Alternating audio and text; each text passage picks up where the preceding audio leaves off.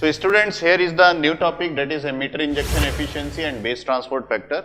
And these two topics are very frequently asked in GATE, and we can say students are facing some problems while solving the questions that based on these two topics, that is emitter injection efficiency and base transport factor. So I will tell you the reason why they are facing the problem and how to understand these two topics in a very simplest way. And we are going to see the textbook definitions also in this topic. If you see what is emitter injection efficiency, the emitter injection efficiency is represented by one Greek letter, that is gamma st. And if you want to know in the simplest way what is this, this is nothing but the output current. I will say this is the ratio of output current and divided by, we can say, the input current. This is the ratio of these two. So what is this output and input, and where we have to take the output and input ratio, that has to be discussed first. So for understanding the output and input, we will take the name of this emitter injection efficiency, the terminology. So why I am taking the output ratio divided by input ratio? The reason is that we have the name, that is efficiency. Students, you know, if you are aware of the efficiency terminology, then definitely you can say that it is always the ratio of, for any particular device or any particular machines, always the output divided by input is nothing but the efficiency of any system. Here, in place of system, we have the emitter region. In place of the system, we have the emitter region, and this ratio, that is emitter injection efficiency, is nothing but the ratio of output current by input current of this emitter region. So for understanding what we are discussing right now, I will take a PNP type of transistor, and we are taking this PNP type of transistor in active mode so that we can understand what is this output current divided by input current. So for that one, suppose this is a PNP and we have, this is emitter and next is base, and last one is collector. And we name this junction, this is the emitter junction and this is the collector junction. And of course we know, for active mode, we know that emitter junction should be of forward bias and the collector junction should be of reverse bias. These two things that we have discussed in our previous video. So when we forward bias this emitter junction, that means we are placing a potential difference between these two. And when we place the potential difference, the region which is connected to N should be connected to negative terminal of the battery or less potential, and the region which is connected to P should be connected with more potential. That means if you say the emitter and base difference, the potential difference between these two, this is greater than 0. That means this has been forward bias. So when we forward bias these things, that means the emitter junction, what will happen?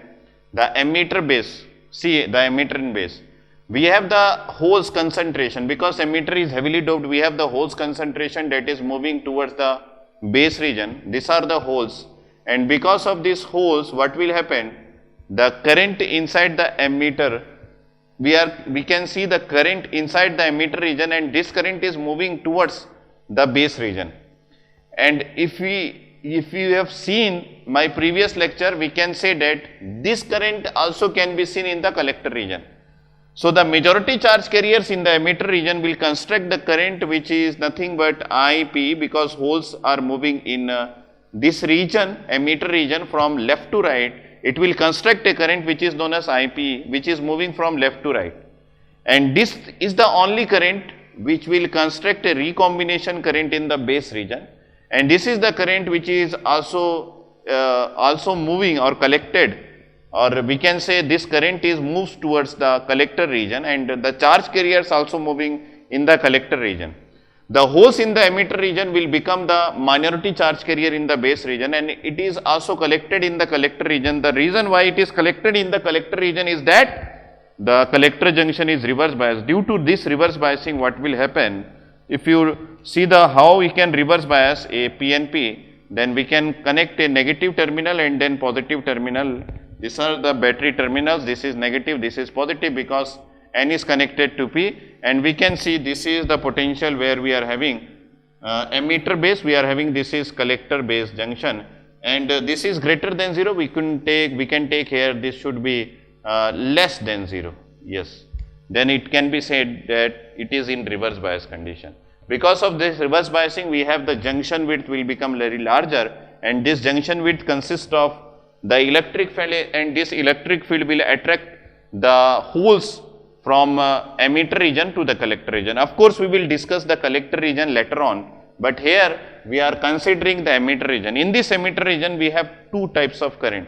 One is the holes which is moving from emitter to base, and second is the electrons which is moving from, because the region B consists of N means the electrons which is moving from the base region to this emitter region. Because base is connected with negative terminal of the battery, and this is negative and this is negative, so the electron is moving in the opposite side from right to left.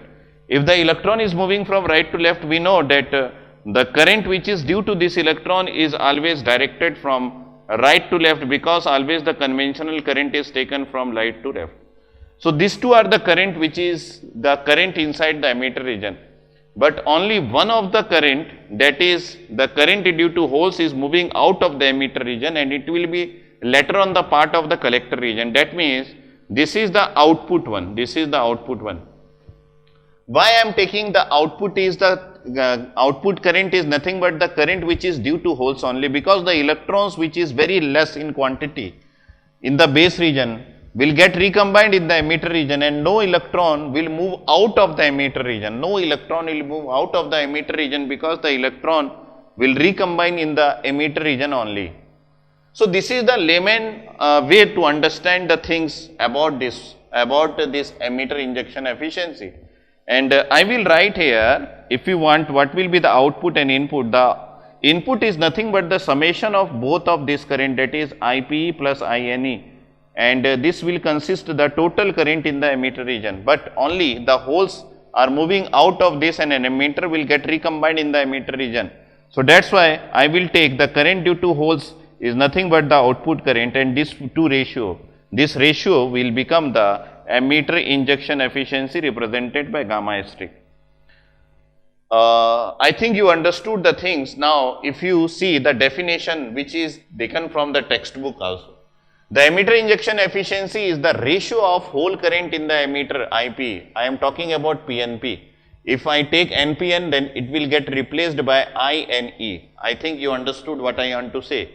So, emitter injection efficiency is the ratio of hole current in the emitter IPE to sum of the electron current and hole current diffusing across the base emitter junction.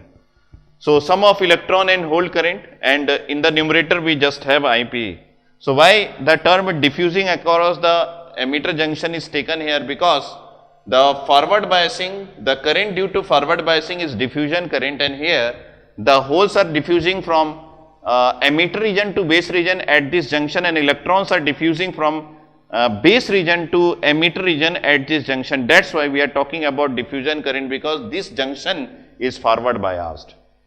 So, this is about emitter injection efficiency. We have seen the textbook definition also. If you have written those textbook definition, it is well and good, but you should understand what is actually the emitter injection efficiency. It is nothing but the efficiency of the emitter region, what will be the output of the emitter region, and which charge carriers will move out of the emitter region, and which charge carriers will recombine in this emitter region. The charge carrier which is moving from base to emitter will get recombined. The charge carrier which is moving from emitter to base will become the output of this emitter region. So, that is why we have taken in this way. Next is base transport factor. This is also, I will take, this is also the efficiency, like, and I am again writing this is output current divided by input current. But now, in place of system where we are considering the efficiency of any system, here the base is the region where we are considering the efficiency. And if you are talking about the base region, we just have to look what will be the output and what will be the input to the base. Just see that one, and that is enough to understand what is base transport factor. So, if I see what will be the input to the input to the base is nothing but IP. I can see this one. The base is getting the IP amount of current, and output from the base is nothing but the charge carrier which is moving from base to the collector, and that is given by IPC. So this is the output from the base. So if you are talking about this particular base region efficiency, then it is the ratio of output current divided by input current, that is IPC divided by IP. So I will write here, if I will write what is base transport factor, it is represented by beta asterisk.